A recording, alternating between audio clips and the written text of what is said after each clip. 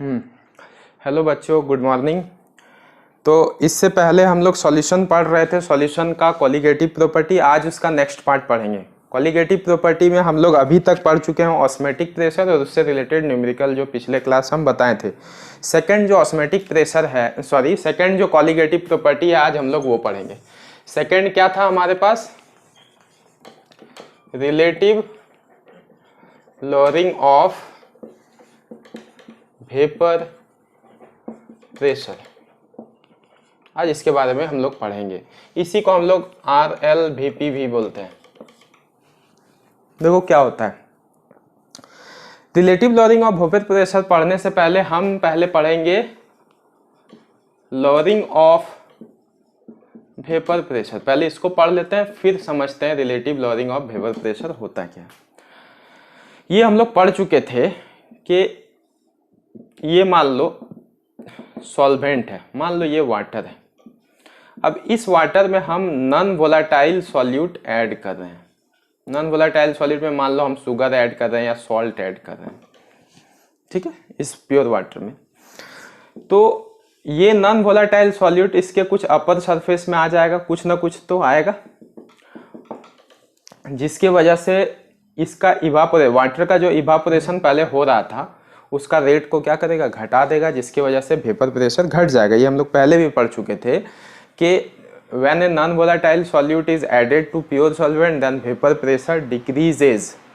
वो डिक्रीज इसलिए हो रहा था क्योंकि some of the non volatile solute, कुछ नॉन वोलाटाइल सॉल्यूट इसके अपर सरफेस में ऑक्यूपाई कर रहा था, ठीक है, और जिसकी वजह से इवापोरेशन का रेट घट जा रहा था। ये सॉल्यूशन है, ये सॉल्वेंट है। मान लो इसका वेपर प्रेशर 5 है, इसका वेपर प्रेशर प्योर सॉल्वेंट था ज़्यादा है, इसका वेपर प्रेशर घट के 4 हो गया। तो लॉरिंग ऑफ वेपर प्रेशर कितना हुआ? तो 5 - 4 दैट इज 1, वही होता है। तो लॉरिंग ऑफ वेपर प्रेशर क्या बोलता है कि when a non volatile solute is added to pure solvent then vapour pressure decreases. The decrease in vapour pressure is called lowering of vapour pressure. पहले इसको समझते हैं। तो हम लिख रहे हैं when a non volatile solute is added to pure solvent then vapor pressure क्या हो रहा है? decreases। ये तो हम लोग पहले भी पढ़ चुके थे फैक्टर्स इफेक्टिंग वेपर प्रेशर में, उसी में लिख रहे हैं the decrease in vapour pressure is called lowering of vapour pressure, ठीक है। मान लेते हैं लेट P0 को P0 को हम मानते हैं vapour pressure of pure solvent. मान लो जो वाटर हम लिए थे वो है वेपर प्रेशर, उसका P0 है। और PS मान लेते हैं वेपर प्रेशर ऑफ सॉल्यूशन। कब? जब नॉन वोलाटाइल सॉल्यूट ऐड कर दिए हैं। तो vapour pressure of solution containing non volatile solute. क्या बोले? मान लो P0 vapour pressure of pure solvent है और PS है vapour pressure of solution containing non volatile solute.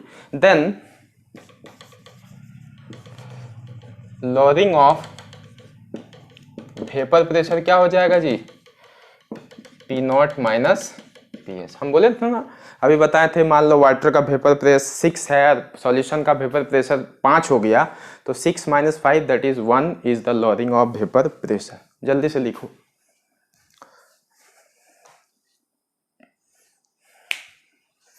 अब हम लोग बात करते हैं relative lowering of vapour pressure का। पहले तो लॉरिंग ऑफ वेपर प्रेशर हो गया, अब रिलेटिव लॉरिंग में लॉरिंग ऑफ वेपर प्रेशर को रिलेट कर रहे हैं vapour pressure of pure solvent से। मतलब relative lowering of vapour pressure ratio होता है लॉरिंग ऑफ वेपर प्रेशर और vapour pressure of pure solvent का। तो क्या बोल रहे हैं? It is the ratio of lowering of vapour pressure to the vapour pressure of pure solvent, that is हम लोग क्या बोल सकते हैं, that is relative lowering of vapour pressure is equal to क्या होता है, रेशियो है lowering of vapour pressure. Lowering of vapour pressure अभी हम लोग पढ़े थे, एक फॉर्मूला क्या था, P not minus P S, अभी देखे थे। और किसका, vapour pressure of pure solvent, that is P nought. इस फॉर्मूला को दिमाग में रखना, जहां पे पी नॉट क्या है, vapour pressure of pure solvent, ठीक है, और पी एस क्या है, vapour pressure of solution containing non volatile solute. तो relative lowering of vapour pressure मतलब है कि जब लॉरिंग ऑफ वेपर प्रेशर को हम रिलेट कर रहे हैं vapour pressure of pure solvent से, तो उन दोनों का रेशियो को हम लोग बोलते हैं relative lowering of vapour pressure. ठीक है, जल्दी से लिखो।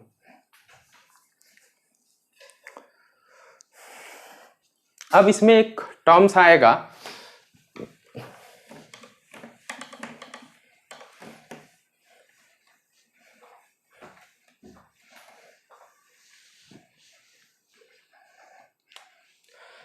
इसी में एक आएगा टर्म्स रॉल्स लॉ। अब तुम बोलोगे तो हम तो पढ़ा चुके हैं पहले ही, लेकिन याद करो उसी समय हम बोले थे कि रॉल्स लॉ का दो केस होता है।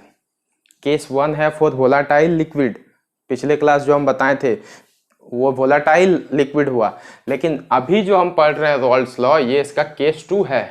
ये किसके लिए है, for non volatile solute. Relative lowering of vapour pressure में यही रॉल्स लॉ को पढ़ना है, इसीलिए अभी हम पढ़ा रहे हैं। ठीक है, इसका हम प्रूफ बताएंगे, पहले हम स्टेटमेंट बता रहे हैं। Raoult's law for non volatile solid बोलता है कि it states that the relative lowering of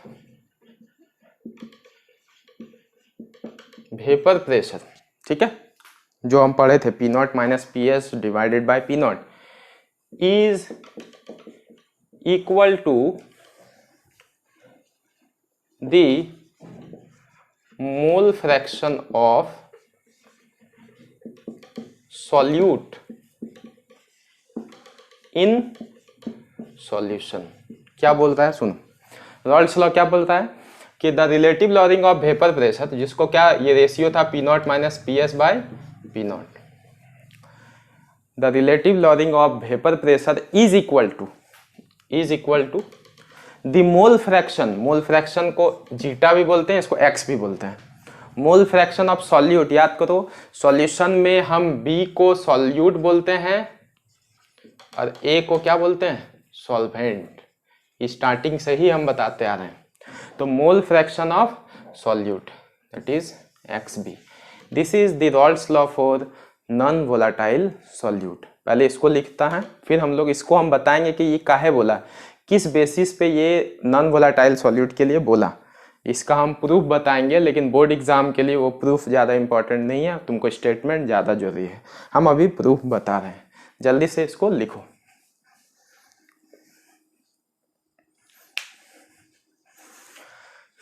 अब हम लोग को ये प्रूफ करना है कि आखिर relative lowering of vapour pressure mole fraction of solute के इक्वल कैसे हुआ, कहाँ से ये आया। ठीक है, तो देखते हैं, इसका प्रूफ हम पढ़ रहे हैं। अब प्रूफ इम्पॉर्टेंट नहीं है, एग्जाम में नहीं आएगा प्रूफ, लेकिन हम समझते हैं। अच्छा, रॉल्स लॉ आइडियल सॉल्यूशन का जो हम लोग, रॉल्स लॉ जो वोलाटाइल सॉल्यूट का हम लोग पढ़े थे, वहाँ एक रिलेशन पढ़े थे कि vapour pressure of solution is equal to P nought A X A plus P nought B X B, ये पढ़े थे हम लोग। ठीक है, अब लिखते हैं, since solute is non volatile, solute हम यहां किसको मान रहे हैं जी, बी को, इज नॉन वोलाटाइल। ठीक, सो इस सॉल्यूट का जो वेपर प्रेशर होगा वो क्या होगा, जीरो होगा।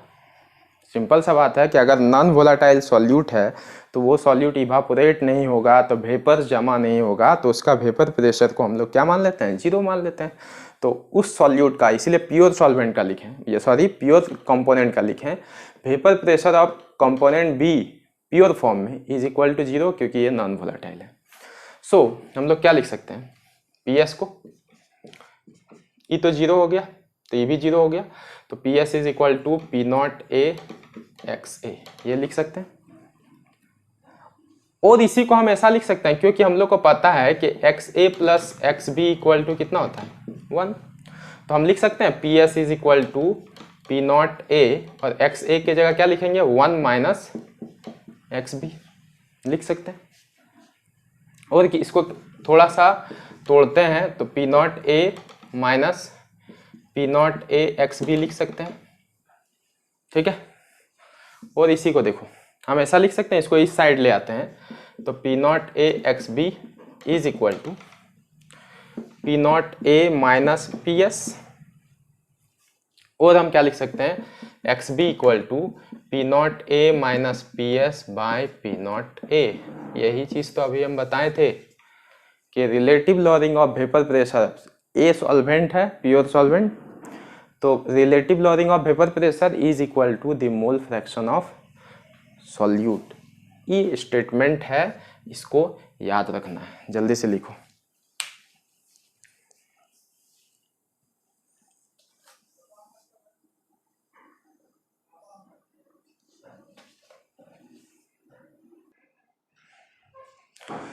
नेक्स्ट है calculation of molecular mass of solute on the basis of relative lowering of vapour pressure, ठीक है। इसको देखते हैं, ये भी इंपॉर्टेंट है, न्यूमेरिकल मैक्सिमम इसी से बनेगा। इसको समझते हैं। We know that P not minus P S by P not is equal to mole fraction of solute, ये अभी हम लोग देख चुके हैं। अब यहाँ हम इसको थोड़ा सा तोड़ते हैं, मोल फ्रैक्शन ऑफ सॉल्यूट मतलब number of moles of solute divided by number of moles of A plus number of moles of B, ये हम लोग पढ़ चुके थे मोल फ्रैक्शन का फॉर्मूला, ठीक। अब ये भी हम लोग जानते हैं कि for dilute solution number of moles of solvent is much much much higher than number of moles of solute, ये भी हम जानते हैं, ठीक। बी को हम लोग यहाँ सॉल्यूट मान रहे हैं, ए को सॉल्वेंट मान रहे हैं। कोई भी डाइल्यूट सॉल्यूशन में सॉल्वेंट का अमाउंट सॉल्यूट के कंपेयर में बहुत ज़्यादा होता है, इसीलिए हम लोग सॉल्यूशन के पार्ट से, ये सॉल्यूशन का पार्ट नहीं, ये सॉल्यूशन का पार्ट है, नीचे वाला सॉल्यूशन का पार्ट है, ऊपर वाला सॉल्यूशन का पार्ट नहीं है, तो नीचे वाला पार्ट से जो सॉल्यूट है उसको हम लोग नेग्लेक्ट कर सकते हैं। मतलब इसको नेग्लेक्ट कर सकते हैं तो हम लोग क्या लिख सकते हैं, P not minus P S by P not is equal to, ऊपर वाला तो एन बी रहेगा, नीचे वाला सॉल्यूशन का पार्ट है, सॉल्यूशन का पार्ट में सॉल्यूट बहुत कम है सॉल्वेंट के कंपेयर में, इसीलिए इसको नेग्लेक्ट कर देते, तो बचे क्या एन ए। यहीं से हम लोग और आगे थोड़ा सा लिखेंगे, P not minus P S by P not is equal to N B, number of moles of B, number of moles का फॉर्मूला होता है weight by molecular weight, N B की जगह लिख सकते हैं number of weight of B by molecular weight of B. उसी तरीके से एन ए की जगह क्या लिख सकते हैं, weight of A divided by molecular weight of A. इसी को थोड़ा सा ये करते हैं, P not minus P S by P not is equal to W B by M B to W A M A. ये तो अगर मॉलिक्यूलर मास ऑफ सॉल्यूट निकालना है, मतलब क्या निकालना है, M B, molecular mass of solute वही ना, तब बी सॉल्यूट है, तो अगर इसको निकालना है तो तुमको ये पता होना चाहिए, ये पता होना चाहिए, ये और ये तीनों पता होना चाहिए, इसके थ्रू हम लोग निकाल सकते हैं। जहां पे वेयर पी नॉट क्या है पहले भी बता चुके हैं, vapour pressure of pure solvent, P S क्या है, vapour pressure of solution, numerical में सब दिया हुआ रहेगा, डब्ल्यू बी क्या है, weight of solute, M B क्या है, molecular weight of solute, W A क्या है, weight of solvent, M A क्या है, मॉलिक्यूलर वेट ऑफ सॉल्वेंट। इसके हेल्प से हम लोग निकाल सकते हैं मॉलिक्यूलर मास ऑफ सॉल्यूट। जल्दी से इसको लिखो। फिर एक सवाल आता है इसमें, यहाँ तक लिखने के बाद वीडियो पॉज करके इसको लिख लेना। इसका प्रूफ का कोई ज़रूरत नहीं है, डायरेक्टली यहाँ तक हमको पता होना चाहिए फॉर्मूला, ठीक है। अब एक सवाल आता है,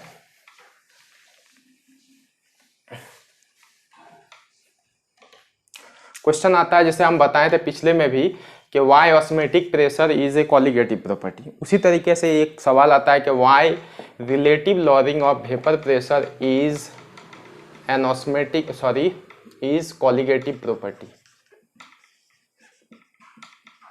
ये सवाल आता है, इसका जवाब कैसे लिखोगे कि आखिर relative lowering of vapour pressure colligative property क्यों है। तो देखो इसका जवाब यही मिल जाएगा, ठीक है। हम लोग को पता है from Raoult's law for non volatile solute, हम लोग को पता है कि P not minus P S by P not is equal to होता है मोल फ्रैक्शन ऑफ सॉल्यूट। ये हम लोग को पता है। उसी को हम लोग आगे बढ़ाए थे कि P not minus P S by P not is equal to, अब सॉल्यूट का मोल फ्रैक्शन को कैसे लिखेंगे, तो number of moles of B मतलब divided by total number of moles present in the solution. फिर हम बताए थे कि डाइल्यूट सॉल्यूशन में एन बी एन ए के कंपेयर में बहुत कम है, या एन ए एन बी के कंपेयर में बहुत ज़्यादा है, इसीलिए हम लोग बी को नेग्लेक्ट कर देते हैं सॉल्यूशन के पार्ट से। तो हम लोग इसको ऐसा लिख सकते हैं। अब यहाँ देखो, यहाँ से हम लोग देख रहे हैं ई तुम्हारा क्या है जी, ये तुम्हारा relative lowering of vapour pressure है। तो relative lowering of vapour pressure directly depends है number of moles of solute and solvent पे, उसके नेचर पे डिपेंड नहीं कर रहा ना। तो हम लिखते हैं since relative lowering of vapour pressure directly depends on the number of moles of solute and solvent. B क्या है, सॉल्यूट है, ए क्या है, सॉल्वेंट है। तो ये डायरेक्टली सॉल्वेंट और सॉल्यूट और सॉल्वेंट के नंबर ऑफ मोल्स पे डिपेंड कर रहा है, उसके नेचर पे नहीं डिपेंड कर रहा है। Hence RLVP is colligative property. जल्दी से लिखो।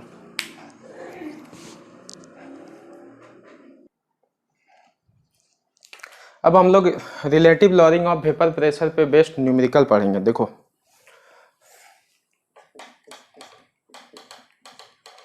Numericals related to relative lowering of vapour pressure, और इसी में Raoult's law for non volatile solute भी इंक्लूड रहेगा, ठीक है। क्या होता है समझो। पहला फॉर्मूला जो हम लोग पढ़े थे वो था P not minus P S by P not is equal to mole fraction of solute. ये पहला फॉर्मूला है जिस पे बेस्ड हम लोग न्यूमेरिकल पढ़ेंगे। दूसरा फॉर्मूला जो हम लोग निकाले वो था P not minus P S by P not is equal to W B by M B into W A by M A, ये पढ़े थे। तो मेनली 12th क्लास में सिर्फ दो ही फॉर्मूला पे बेस्ड न्यूमेरिकल आता है, लेकिन एक भी देख लेते हैं, थर्ड वाला भी, जो मोलालिटी से इसका रिलेशन बताएगा। देखो P not minus P S by P not, इससे यहां से हम लिख रहे हैं, इसको हम ऐसा लिख सकते हैं W B by M B into W A. देखो तो इस मॉलिक्यूलर मास ऑफ सॉल्वेंट को हम यहाँ इधर इस साइड ले आए तो डिवाइड में आ जाएगा। अब क्या करते हैं, दोनों साइड 1000 से मल्टीप्लाई कर देते हैं। तो बताओ अगर हम इधर भी 1000 से मल्टीप्लाई कर देंगे और इधर भी मान लो 1000 से मल्टीप्लाई कर देंगे तो कुछ ऐसा हो जाएगा। तो ये तुम ध्यान से देखोगे तो ये क्या बन गया हमारे पास, ये किसका फॉर्मूला बन गया, मोलालिटी का बन गया। तो इसी को हम लोग ऐसा भी लिख सकते हैं, इसके बदले लिख देते हैं molality small M W B by M B into W A, 1000 से डिवाइड करने पे मोलालिटी बनता था equal to P not minus P S by P naught into 1000 by M A. तो क्लास 12 में इसका जनरली यूज़ नहीं होता है, कम्पिटिटिव एग्जाम में कहीं कहीं यूज़ होता है, और जनरली ये दो फॉर्मूला पे बेस्ड हम लोग न्यूमेरिकल पढ़ेंगे। यहाँ पे कैसे लाएं हम फिर से बता दे रहे हैं कि एम ए को हम इस साइड ले आए तो डिवाइड के फॉर्म में हो गया, ठीक। अब दोनों साइड 1000 से मल्टीप्लाई कर दिए, ठीक। तो ये अपने आप मोलालिटी का फॉर्मूला बन गया, m small m equal to ये लिखो जल्दी से, फिर इस पे बेस्ड न्यूमेरिकल बनाते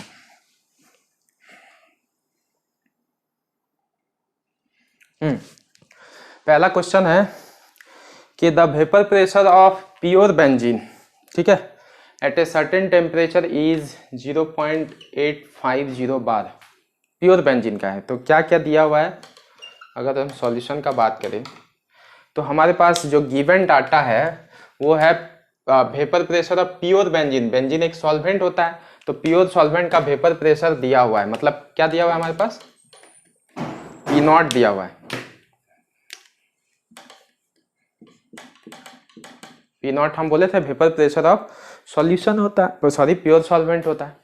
तो बेंजीन का दे दिया है 0.850 बार, ठीक। उसके बाद बोलता है कि a non volatile solute of 0.5 gram, solute का वेट दिया हुआ है WB 0.5 gram, is added to 39 gram of benzene. Benzene एक सॉल्वेंट है, सॉल्वेंट का वेट दिया हुआ है, कितना दिया हुआ है जी, 39 ग्राम दिया हुआ है। तो वेट ऑफ सॉल्वेंट, ए मतलब solvent 39 gram. Then vapour pressure of solution becomes, solution का वेपर प्रेशर भी दे दिया है, कितना दिया हुआ है 0.845 बार। तो देखो सॉल्वेंट का वेपर प्रेशर इतना था, जैसे नॉन वोलाटाइल सॉल्यूट ऐड किए सॉल्यूशन का वेपर प्रेशर घट गया, ठीक है।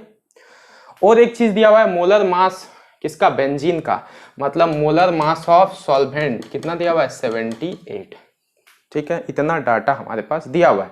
तो तुमसे क्या पूछ रहा है जी, मोलर मास ऑफ सॉल्यूट। तो हम लोग फॉर्मूला अभी पढ़े थे कि P0 minus P S by P0 is equal to WB by MB into WA into MA।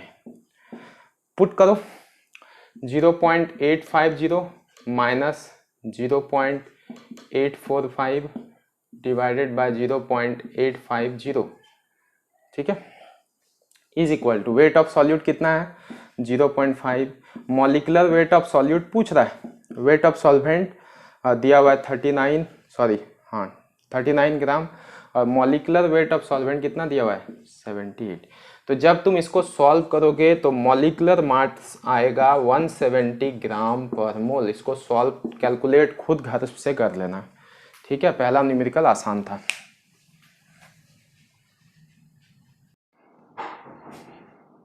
हाँ, नेक्स्ट क्वेश्चन है कि calculate the molar mass of non volatile solute, sorry calculate the mass of non volatile solute जिसका molar mass दिया हुआ है 40, which should be dissolve in 114 gram of octane to reduce its vapour pressure to 80%, ठीक। इसको कैसे बनाएंगे, देखो मान लो vapour pressure of pure solvent को 100 मान लेते हैं हम, ठीक। जब नॉन वोलाटाइल सॉल्यूट को ऐड किया गया तो उसका वेपर प्रेशर रिड्यूस होकर 80% तक पहुंच गया। मतलब PS जो हो गया वो रिड्यूस होके 80% हुआ है। ऐसा नहीं बोला है कि रिड्यूस 80% रिड्यूस हुआ है, तो ऐसे बोलने से तो PS 20 होता है, लेकिन रिड्यूस होके 80 तक गया, मतलब PS कितना हो गया 80। ये दो चीज हमको पता है। मास ऑफ नॉन वोलाटाइल सॉल्यूट पूछ रहा है, मतलब WB तुमसे इस बार पूछ रहा है, weight of volatile non volatile solute, जिसका मोलर मास दे दिया है। सॉल्यूट का मोलर मास कितना दिया हुआ है 40, which dissolve in 114 gram of octane. Octane is a solvent, तो वेट ऑफ सॉल्वेंट कितना हो गया 114 ग्राम। लेकिन अगर मॉलिकुलर मास ऑफ सॉल्वेंट का बात करें तो ऑक्टेन होता है C8H18, ठीक। तो 12 इंटू 8 प्लस 18 इंटू 1, अगर तुम इसको भी देखोगे तो ये 114 ग्राम पर मोल आएगा, ठीक है। ये हमारे पास डाटा था गिवन। अब इसमें हम लोग लगाते हैं फॉर्मूला। फॉर्मूला लगाएंगे P0 minus PS by P0 equal to WB by MB into WA into MA। ये था P0 क्या है जी 100 माइनस PS कितना 80 divided by 100 is equal to weight of solute हमसे पूछ रहा है, मॉलिक्यूलर मास कितना दिया हुआ है 40, वेट ऑफ सॉल्वेंट कितना है 114 इंटू 114, ये तो कैंसिल हो जाएगा। और जब इसको तुम सॉल्व करोगे तो आएगा वेट ऑफ सॉल्यूट 8 ग्राम। इसको देख लो, ये बिल्कुल आसान सा न्यूमेरिकल था।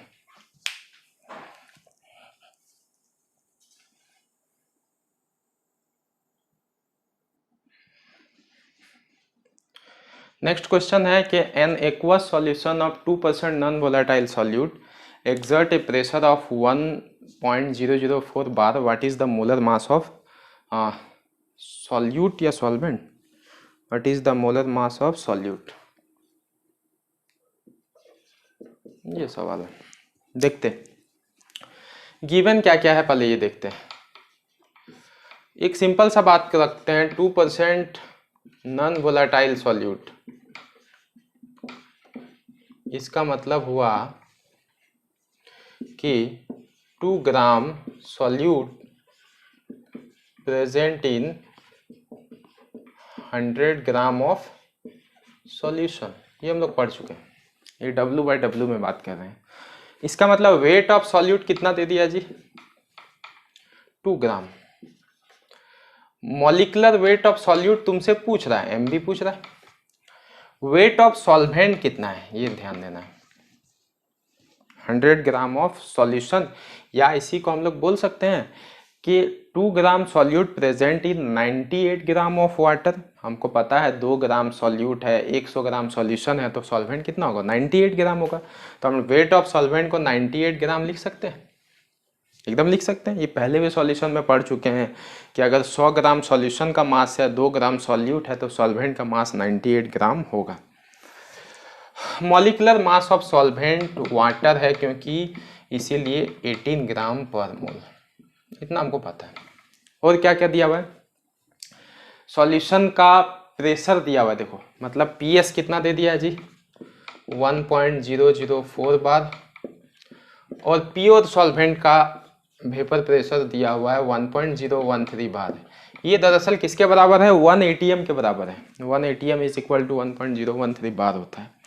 तो अगर हम फॉर्मूला में फिर से पुट करते हैं P0 minus PS by P0 equal to WB by MB into WA divided by MA, put करते हैं 1.0113 minus 1.004 divided by 1.013 equal to weight of solute 2 gram, molecular weight 18 gram, weight of solvent molecular weight of solute पूछ रहा है हमसे, MB पूछा जा रहा है, वेट ऑफ सॉल्वेंट 18 ग्राम और मॉलिक्यूलर मास ऑफ सॉल्वेंट दिया हुआ है, वेट ऑफ सॉल्वेंट 98 ग्राम और मॉलिक्यूलर मास दिया हुआ है 18।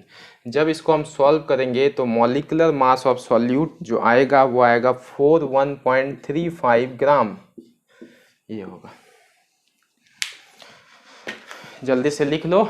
और आज के लिए इतना ही। नेक्स्ट क्लास इसका जो 2 कॉलिगेटिव प्रॉपर्टी और बचा हुआ है वो सब पढ़ाएंगे, और ज़्यादा टाइम नहीं लगेगा सॉल्यूशन में, मुश्किल से 3 से 4 क्लास लगेगा। और ठीक है, थैंक यू।